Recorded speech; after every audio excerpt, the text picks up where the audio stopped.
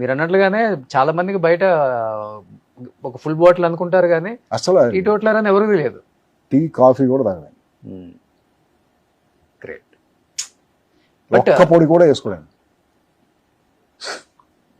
ఎవరు అమితంగా ఇష్టపడే వాళ్ళు, ఆయన బాగా ఇష్టపడే, లైక్ ఆయనతో వర్క్ చేసిన కో యాక్టర్స్ అంటే ఎక్కువ ఆ టైంలో ఎక్కువ ఎవరి గురించి మాట్లాడేవాళ్ళు?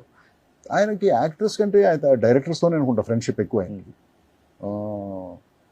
స్టార్టింగ్లో ఎవరున్నారో నాకు తెలీదు, బట్ నాకు తెలిసినప్పటి నుంచి ఈవీవి గారు బాగా క్లోజ్ ఆయనకి. రోజు కలిసే ఉండేవాళ్ళు, ప్రతిదానికి ఫారెన్ ట్రిప్స్ వెళ్ళినా కలిసి వెళ్ళేవాళ్ళు.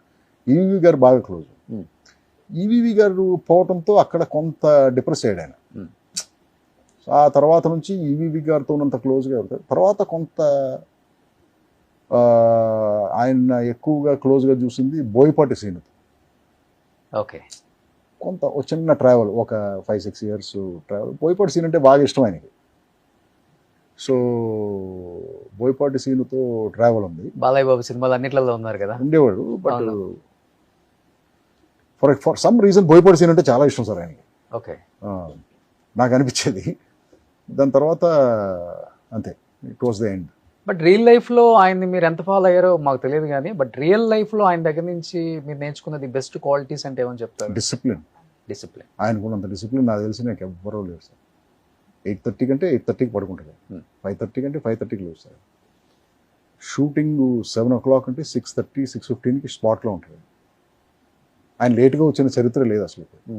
చాలా విషయాలు ఆయన ఎవడన్నా రెమ్యూనరేషన్ ఇవ్వలేదంటే పర్లేదులే నెక్స్ట్ సినిమాలు ఇవ్వని చెప్పి వదిలేసేవాడు. ఈ was not hard about money also. Okay sir నేను ఇంతే ఇవ్వగలను, పర్లేదమ్మా నీకు అది కూడా ఇవ్వలేకపోతే నేను వచ్చి చేసి పెడతాను, ఈ టైప్ ఆఫ్ యాటిట్యూడ్ ఆయన.